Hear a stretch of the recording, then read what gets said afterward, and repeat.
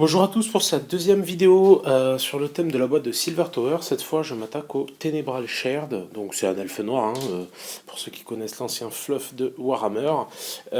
Du coup, voilà, c'est une figurine qui est beaucoup plus sombre qu'à l'habitude, donc le traitement va être un tantinet différent. Place à la peinture.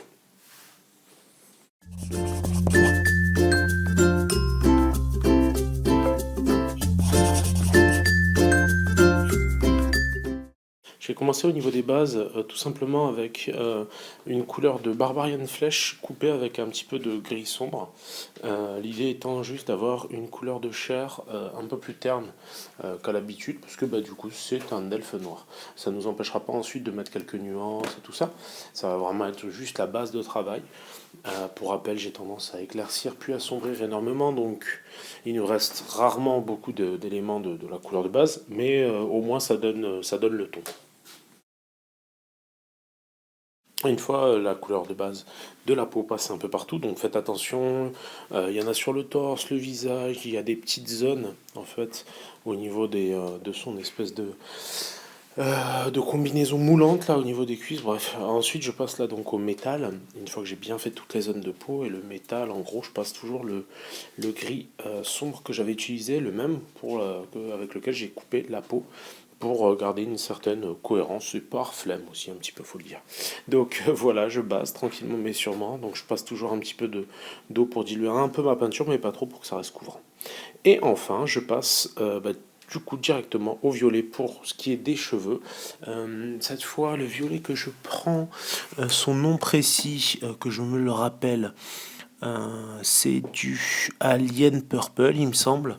Donc voilà, de chez Army Painter. Ça me permet d'avoir une couche assez épaisse, comme d'habitude.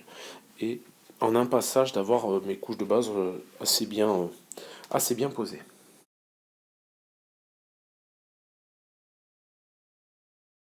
Pour finir sur ces couches de base, du coup, je passe un marron. Le nom du marron, je me rappelle plus, mais c'est un marron rouge un peu classique.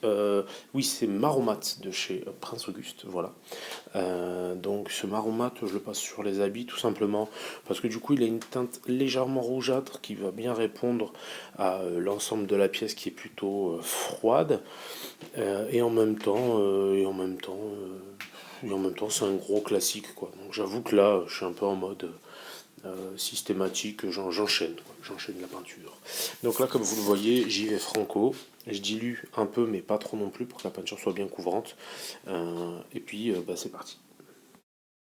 Une fois l'entièreté de la pièce correctement basée, j'attaque tout de suite à l'aéro avec du flèche 2 pour poser quelques zones de lumière. Je vais pas me cantonner à la peau du coup, je vais vraiment essayer de passer un voile assez marqué sur la peau, mais aussi un voile relativement léger sur le reste de la pièce, donc les cuisses, les jambières, enfin partout.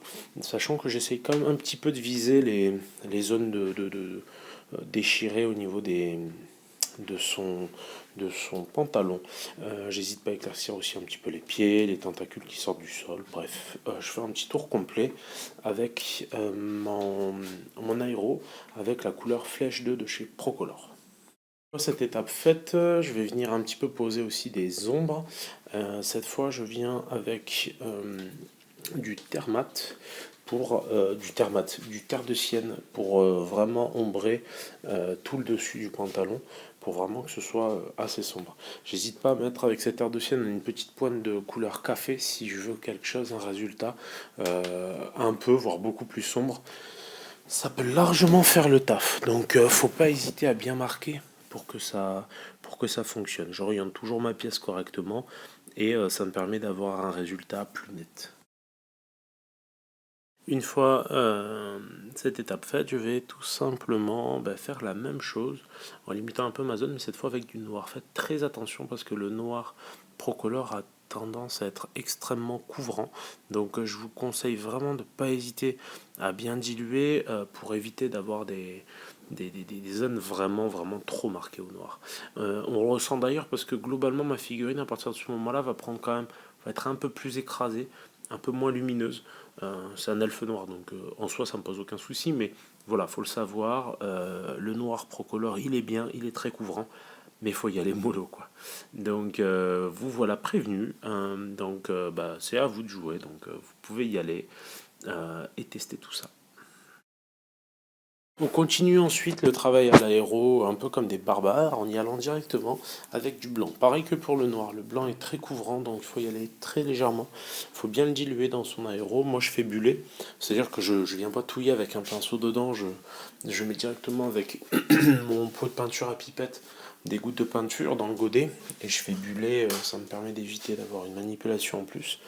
Et je n'hésite pas à vraiment orienter ma pièce et mon aéro pour que mes zones de lumière blanche soient bien marquées.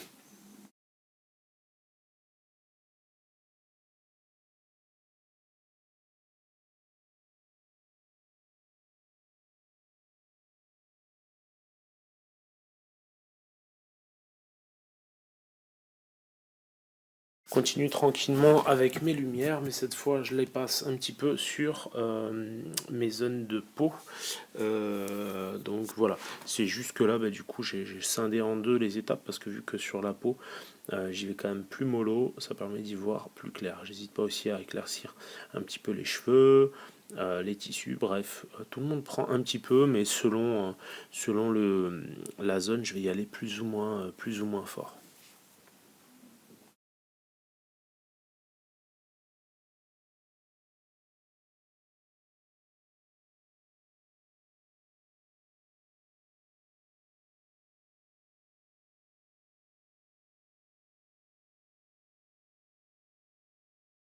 Toujours avec l'aéro, je fais un léger éclairci avec du violet. C'était un test d'une peinture. Alors, ça n'a un peu rien à voir, mais c'est en fait c'est une peinture que m'a prêté Milo Kovar du Forum Eden, qui est en fait une espèce de peinture qui permet de recharger les marqueurs, les Posca. Et du coup, en fait, j'ai voulu tester.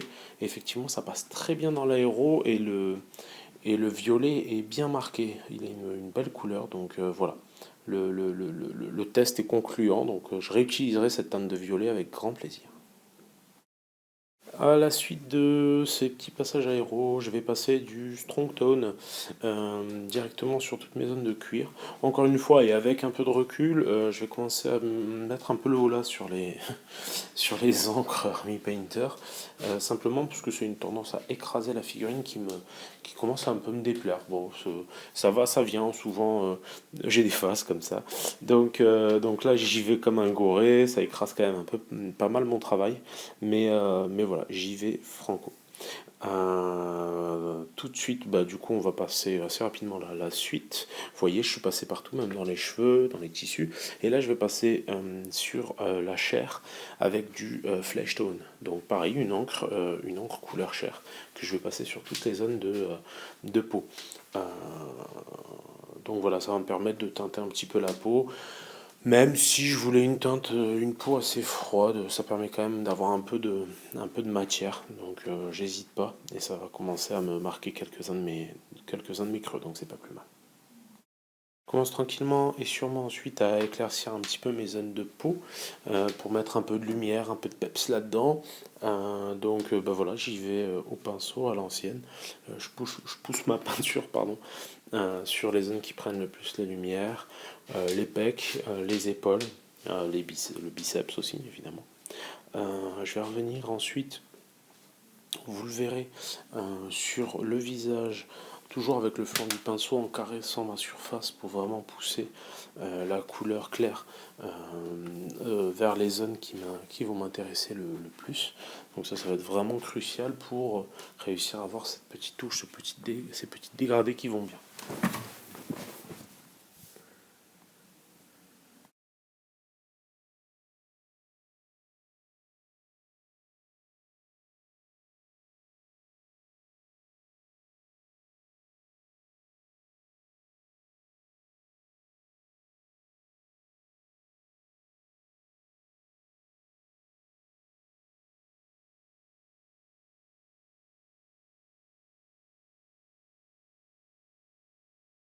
Je commence ensuite à attaquer un peu le vif du sujet en venant avec un gris très clair pour pour commencer à éclaircir toutes mes zones de métallique. Donc vous voyez les lames qu'il a au bout des doigts.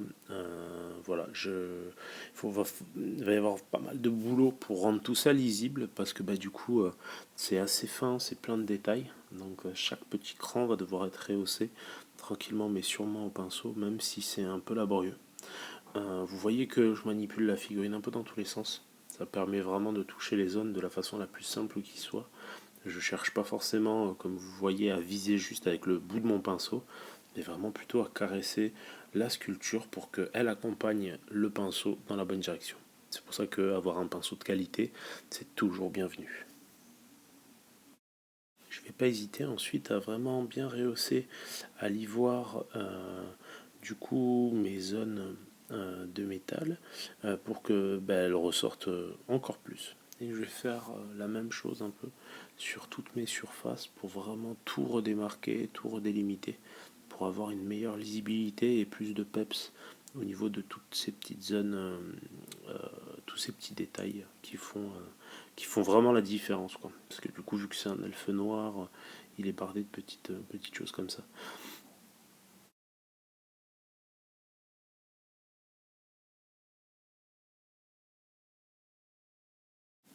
Je vais faire exactement la même chose hein, avec de l'ivoire aussi au niveau des pieds, au niveau de la peau en général. Donc l'idée là, ça va être vraiment de booster les zones de lumière. Certains l'auront remarqué, j'ai dégagé au niveau du torse. Normalement, il y a une espèce de petit élément qui vient se coller. Je l'ai dégagé justement pour avoir une surface de peau un peu plus large, pour avoir une pièce un peu moins chargée en petits zigouigous et détails à la con, parce que ça a tendance un peu à me gaver. Donc là, je viens toujours avec de l'ivoire coupé avec un peu de chair, et je viens vraiment rehausser les zones de lumière de la peau. Donc là, en fait, il a son espèce de pantalon tout petit déchiré. Donc là, j'y vais, pareil sur les abdos, sur le haut des pecs, pour vraiment booster mes lumières. Une fois que j'ai bien boosté toutes les lumières sur la peau, je ne vais pas hésiter à revenir avec du marron mat sur sa tenue, son espèce de tenue de cuir. Mon jus ayant bien écrasé ma couche de base qui était elle-même marron mat, ça me permet du coup de revenir éclaircir avec ma couleur originelle en fait. Donc je vais venir en haut des cuisses, au-dessus des mollets, sur toutes les zones finalement qui vont avoir tendance à bien prendre la lumière. Donc, vous le voyez là, j'hésite pas à booster vraiment toutes les zones qui prennent correctement la lumière, sachant que des fois ce sera purement graphique. Par exemple, je vais venir rehausser juste au-dessus de la cheville ou ce genre de choses là, juste purement et simplement pour que ça fasse un petit effet qui est pas vraiment lié à la lumière, mais qui va plus permettre d'avoir une belle lisibilité sur la pièce. Donc là, vous me voyez tranquillement, je pousse la peinture, toujours dans la même direction, celle de la lumière. Ensuite, je vais tout simplement venir un peu éclaircir mes zones en ajoutant un petit peu d'ivoire dans mon marron rouge, donc marron mat, et en venant éclaircir au début toutes les petites coutures qu'il y a de partout. Et ensuite, plus simplement, une fois que les coutures sont rehaussées, je vais venir finalement éclaircir l'entièreté du tissu pour qu'il ressorte beaucoup plus.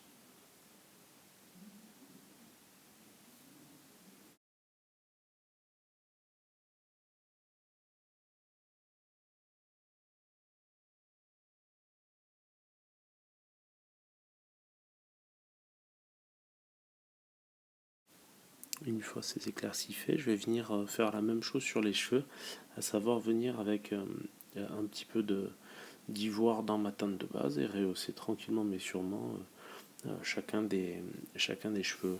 Il faut savoir que la sculpture elle est assez graphique, ce qui est plutôt agréable. Et parfois du coup on a peut-être besoin d'ajouter finalement quelques stries pour les cheveux parce que certaines zones sont un petit peu plates. Donc faut pas s'en inquiéter, faut vraiment pas hésiter à laisser son pinceau venir caresser les surfaces, ce qui va naturellement dégager des lignes un peu, les lignes un peu fortes de la sculpture. Une fois le rehausse sur les cheveux effectué, je vais venir de nouveau à l'ivoire, mais cette fois très très très léger. D'ailleurs là j'y vais un peu trop fort, donc j'essuie directement avec mon doigt pour estomper tout ça. Et je vais venir rehausser toutes mes zones un petit peu de couture. Et aussi ensuite très légèrement toutes mes zones, par exemple le petit crâne de piaf qu'elle a sur le côté, ou encore, enfin qu'il a d'ailleurs, parce que c'est un monsieur, ou encore à l'ivoire, mes zones de lumière, que ce soit mes zones de métal, ou encore mes zones de tissu, j'hésite pas. Donc là je reviens tout de suite avec un petit peu de marron et d'ivoire, et cette fois je vais m'attaquer aux éclaircies concernant le tissu tout simplement. Donc là je vais vraiment venir caresser le tissu pour pousser ma lumière, pour avoir une lumière un peu plus importante. Donc je ne vais pas forcément vous montrer sur l'entièreté de la pièce, mais au moins vous voyez le principe sur une partie. Je ne vais pas hésiter ensuite à venir vraiment démarquer chacune de mes zones de non métallique à l'ivoire, en faisant en sorte qu'il y ait vraiment cette sensation de lining entre différentes zones, et ça me permettra d'avoir une meilleure lisibilité. Donc là je rehausse vraiment toutes les zones, tranquillement mais sûrement. Il ne faut pas en oublier, il faut essayer en tout cas de ne pas en oublier, sachant que au pire on n'oublie pas celles qui sont au moins le plus visibles, donc qui attirent le plus l'œil. Donc ça me permet vraiment de rehausser mon non métallique, et je vais faire comme ça sur l'ensemble de la pièce.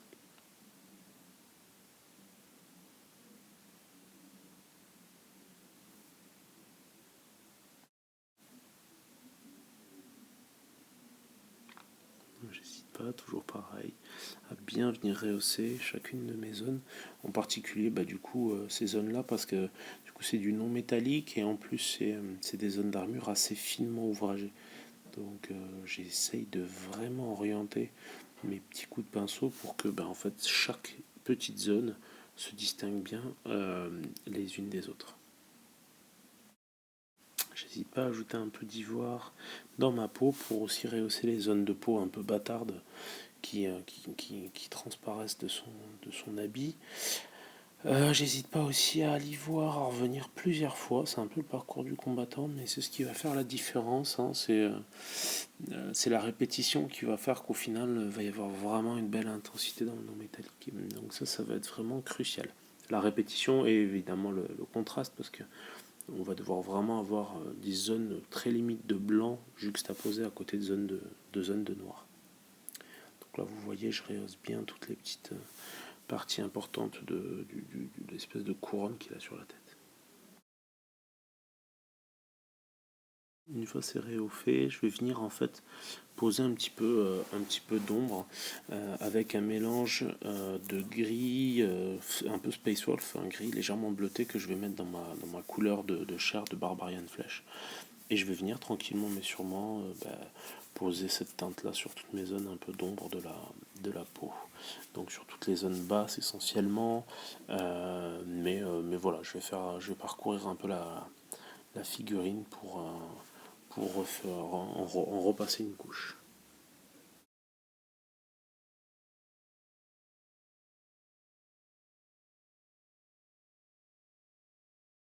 Et je vais refaire ensuite la même chose, mais en ajoutant un petit peu d'ivoire dans mon mélange pour pouvoir en fait rehausser les zones de lumière de façon zénitale, donc là toujours vers le haut.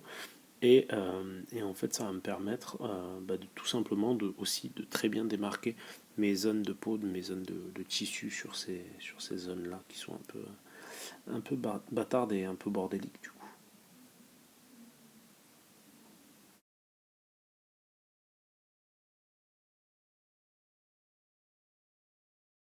En temps normal, j'ai tendance d'abord à ombrer et ensuite à éclaircir. Là, je vais carrément venir avec mon noir maintenant pour commencer à redémarquer un peu mes zones de non métallique, pour retrouver un peu l'intensité du blanc juste juxtaposé à côté du noir. Ça va être hyper important pour avoir un non métallique probant.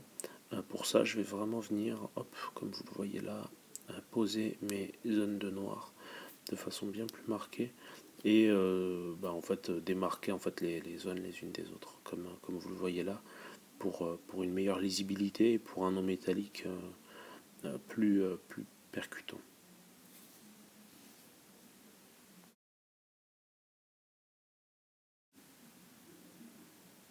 Je vais pas hésiter ensuite à passer du bleu marine foncé dans les creux de mes zones de jean de cuir là.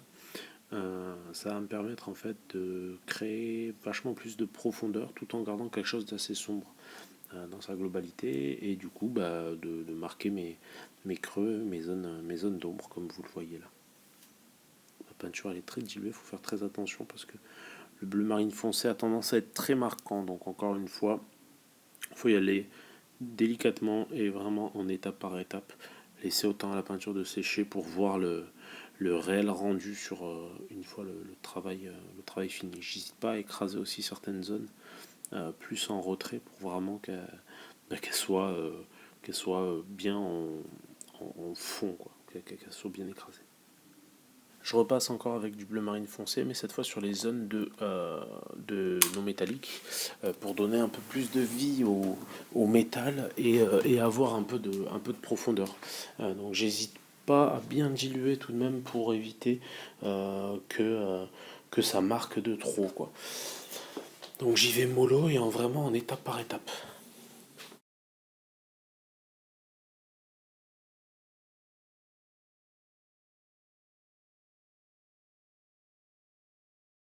Ensuite, il ne me reste plus qu'à du coup le décrocher de la surface et de le coller sur un petit socle en plexiglas. Il suffit d'un petit point de super glue en fait sur la base pour que ça tienne sur ces petits socles plexiglas. Beaucoup me demandent d'où je les sors. Ils sont en vente tout simplement sur le site Eden the Game dans la partie accessoires. Vous pouvez trouver des socles plexiglas de 30 et de 40 mm. Moi j'utilise des 30 mm sur mes figurines de Silver Tower. Donc voilà le résultat pour cet elfe. J'espère que cette vidéo vous a plu. N'hésitez pas à commenter, à vous abonner, à me donner vos avis. Bientôt, cette figurine servira pour une vidéo sur les dingues de jeu. Donc voilà, n'hésitez pas à aller regarder ça de plus près. À bientôt.